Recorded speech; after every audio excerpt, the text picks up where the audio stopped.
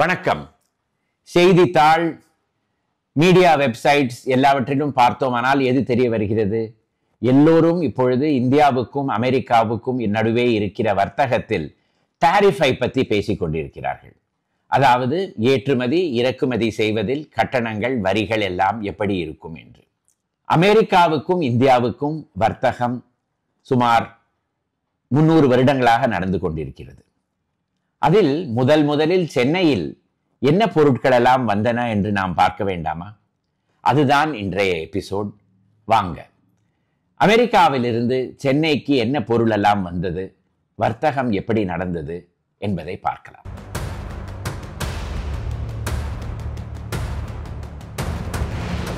முதலில் அமெரிக்காவிலிருந்து சென்னைக்கு வந்தது ஐஸ். என்னது இது? ஐஸ் எல்லாம் யாராவது அனுப்புவாங்களா அப்படின்னு நீங்க கேட்கலாம். ஆனா 18வது நூற்றாண்டுல ஐஸ் எப்படி தயாரிக்கிறது? சென்னை அதே போல பெரும்பாலும் தமிழ்நாட்டில் ஒரு இடத்திலும் ஐஸ் கிடையாது. தமிழிலேயே ஐஸுக்கு ஒரு வார்த்தை இருக்கிறதா என்று பாருங்க. பனி என்றுதான் சொல்வார்கள். அதாவது டிசம்பர் மாதத்தில் துளி துளியாக வானத்தில் இருந்தும் விழும் சிறு துளிகளுக்கு பனி என்று பெயர். அதை தான் ஐஸ் என்றும் கூறுவார்கள். ஐஸ் கட்டிகள் என்று கூறுவோமே தவிர ஐஸ் என்பது ஆங்கில வார்த்தை தான். முதலில் அமெரிக்காவிலிருந்து ஐஸை ஏற்றுமதி செய்தால் என்ன என்ற கேள்வி ஒரு சிறுவனின் உள்ளத்தில் தோன்றியது. அந்த சிறுவனின் பெயர் ஃப்ரெடரிக் டியூடர். அவருக்கு 13 வயது இருக்கும் பொழுது அவருடைய ஊரான மெசச்சூசெட்ஸில் டிசம்பர் மாதத்தில் கடும் குளிரில் எல்லா குளங்களும் உறைந்து ஐஸாக மாறிவிடும். ஒருத்தருக்குமே ஒரு வேலைக்கும் உதவாத இந்த ஐஸை ஏதாவது ஒரு அயல் நாட்டுக்கு அனுப்பி வைத்தால் என்ன என்று இந்த ஃப்ரெடரிக் டியூடரின் மனதில் ஒரு கேள்வி எழும்பியது. அவருக்கு அப்பொழுது 13 வயது தான். 20வது வயதில் இந்த ஐடியாவை அவர் செயல்பாட்டுக்கு கொண்டு வந்தார். ஒரு கப்பலை வாடகைக்கு எடுத்துக்கொண்டு அவருடைய குடும்பத்தின் வயல்களில் இருந்த குட்டை குளங்களில் எல்லாம் இருந்த ஐஸை எடுத்து கட்டிகளாக வெட்டி கப்பலில் சேகரித்து வெஸ்ட் இண்டீஸுக்கு அனுப்பி வைத்தார். அவருடைய ஊரில் இருந்த மக்கள் எல்லோரும் சிரித்தார்கள். ஒரு செய்தித்தாளில் இதை நம்ப முடியுமா, ஐஸை ஏற்றுமதி செய்ய முடியுமா என்றெல்லாம் கேள்விகள் வந்தன.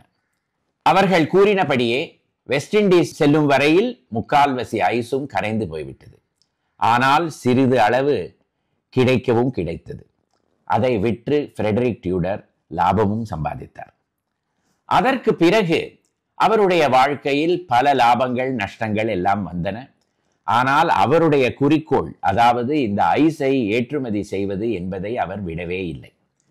1830களுக்குள் எப்படி இந்த ஐஸை இந்தியாவிற்கு அனுப்பிவிடலாம் என்ற ஒரு முடிவுக்கும் அவர் வந்துவிட்டார். மரத்தூளில் ஐஸை அனுப்பி வைத்தோமானால் ஐஸ் இழகாது என்று அவர் கண்டுபிடித்து விட்டார். அதே போல இந்த ஐஸை கட்டிகளாக வெட்டி ஒன்றன் மேல் ஒன்றாக வைத்தோமானால் அப்பொழுதும் ஐஸ் இழகாது என்றும் அவர் முடிவுக்கு வந்தார். அதே போல அரிசி உமியையும் உபயோகித்தார். இப்படியெல்லாம் செய்து சுமார் 180 டன் ஐஸை எடுத்து ஒரு கப்பலில் கல்கத்தாவுக்கு அனுப்பி வைத்தார். 1833வது வருடம் அந்த கப்பல் கல்கத்தாவுக்கு வந்தது. அமெரிக்காவில் இருந்து அனுப்பப்பட்டது 180 டன் ஐஸ். கல்கத்தாவுக்கு வரும்பொழுது 100 டன் அப்படியே வந்தது. கல்கத்தா மாநகரத்தில் எல்லோரும் ஆச்சரியமடைந்தார்கள். இப்படியெல்லாம் கூட வர முடியுமா என்று. அதற்கு பிறகு ஐஸுக்கு அந்த நகரத்தில் ஏராளமாக கிராக்கி வந்துவிட்டது. உடனே அதற்கு பிறகு ஃப்ரெடரிக் டியூடர் அவர்கள் சென்னைக்கும் மும்பைக்கும் அதே போல ஐஸை அனுப்ப ஆரம்பித்தார். அந்தந்த நகரத்தில் இருந்த அரசு அந்தந்த நகரத்தில் ஒரு ஐஸ் ஹவுஸ் கட்ட வேண்டும் என்ற ஒரு முடிவுக்கு வந்தது. அந்த இடத்தில் தான் ஐஸை பத்திரமாக வைத்துக்கொண்டு விற்பனையும் செய்ய முடியும். பார்த்துக் கொள்ளுங்கள், தங்கத்தை எப்படி நாம் இப்பொழுது வைத்துக் கொள்வோமோ அந்த காலத்தில் ஐஸை வைத்துக் கொண்டிருந்தார்கள். அதனால் சென்னை, மும்பை, கல்கத்தா 3 மாநகரங்களிலும் ஐஸ் ஹவுஸ் கட்டப்பட்டன. இப்பொழுது கல்கத்தாவிலும் மும்பையிலும் ஐஸ் ஹவுஸ் இல்லவே இல்லை. ஆனால் சென்னையில் இப்பொழுதும் மெரினா பீச்சில் ஐஸ் ஹவுஸ் என்ற ஒரு கட்டடம் இருக்கிறது. அதுதான் 1838வது வருடம் அமெரிக்காவில் இருந்து அனுப்பப்பட்ட ஐஸை பத்திரப்படுத்தி வைப்பதற்காக கட்டப்பட்ட ஒரு கட்டிடம். அதோடைய வரலாறும் மிக சுவாரஸ்யமானது. 1837 வருடம் மதராஸ் மாகாண அரசு அப்பொழுது இராணுவத்தில் இருந்த கேப்டன் ஜே அண்டர்வுட் என்பவரிடம் இந்த ஐஸ் ஹவுஸ் கட்டும் பணியை ஒப்படைத்தனர். அவர் உடனே இதற்கு எப்படி ஒரு கட்டிடம் கட்ட வேண்டும் என்பதற்காக ஆராய்ச்சி எல்லாம் செய்ய ஆரம்பித்தார். எப்பொழுதும் ஐஸ் கட்டியிலிருந்து நீராவிகள் வந்து கொண்டே இருக்கும். அதனால் பெரும்பாலும் மரம் வைத்து ஒரு கட்டிடம் கட்ட முடியாது. ஏனால் நாளடைவில் அந்த நீராவியால் பாதிக்கப்பட்டு அந்த மரம் எல்லாம் உளுத்து போய்விடும். அதே போல எப்பொழுதும் ஈரப்பதம் இருந்து கொண்டே இருப்பதனால் கரையானும் வந்துவிடும். அதனால் அவர் என்ன செய்தார்? சிரியா போல் இருக்கும் பாலைவனங்களில் எப்படி கட்டடம் கட்டுவார் என்பதை படித்து அதே போல சிரியன் பாணியில் சென்னையில் இருக்கும் ஐஸ் ஹவுஸை கட்டினார். நீங்கள் இப்பொழுதும் உள்ளே போய் பார்த்தீர்களானால் மரமே பார்க்க முடியாது. அந்த கட்டிடத்தில் எல்லாம் கற்களால் செய்யப்பட்டது. அதே போல அந்த கட்டிடத்தில் மேலே கூரையை பார்த்தீர்களானால் மண்ணால் செய்யப்பட்டதாக இருக்கும். இந்த மண்ணுக்கு 2 பெரிய குவாலிட்டிஸ் உண்டு. ஒன்று, கரையான் அதற்கு வரவே முடியாது.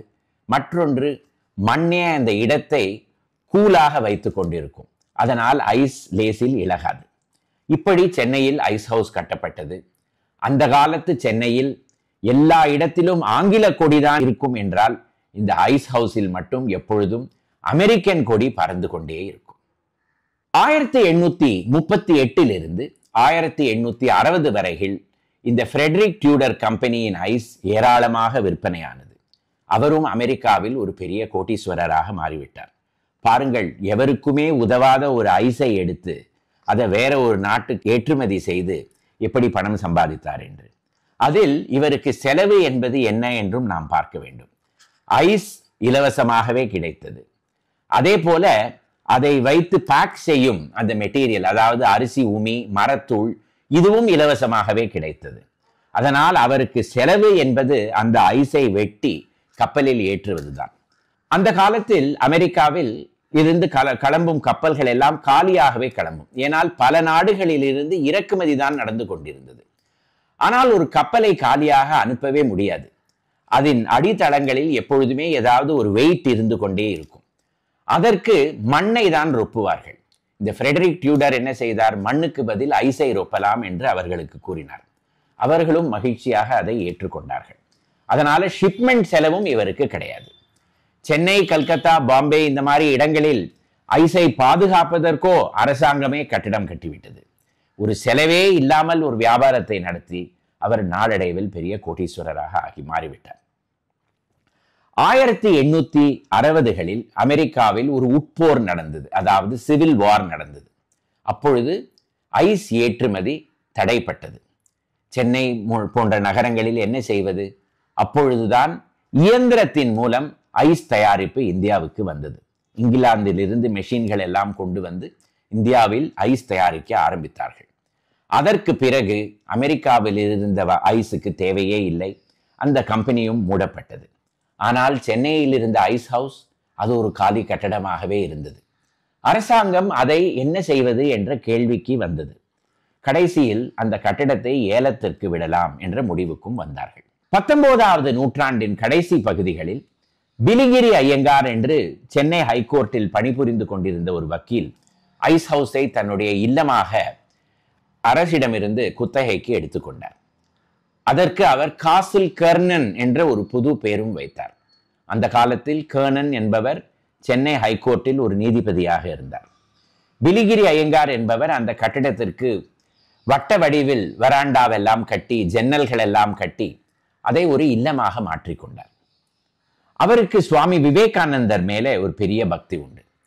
1897 வருடம் சுவாமி விவேகானந்தா சென்னைக்கு வந்த பொழுது இந்த காசில் கர்னன் அல்லது ஐஸ் ஹவுஸில் ஒரு வாரம் தங்கினார். அதற்கு பிறகு அந்த இடத்திற்கே சுவாமி விவேகானந்தாவுடன் ஒரு தொடர்பு வந்துவிட்டது. பிலிகிரி ஐயங்கார் சில நாட்களில் இறந்து போய்விட்டார். அதற்கு பிறகு ஒரு ஆந்திர ஜமீன்தார் அந்த இடத்தை குத்தகைக்கு எடுத்துக்கொண்டார். அவருடைய மனைவி சீக்கிரம் இறந்து விடவே இந்த காசில் கர்னன் என்பது ஒரு துரதிருஷ்டவசமான ஒரு கட்டடம் என்று அவர் கருதி அந்த இடத்தில் இருந்து கிளம்பி போய்விட்டார்.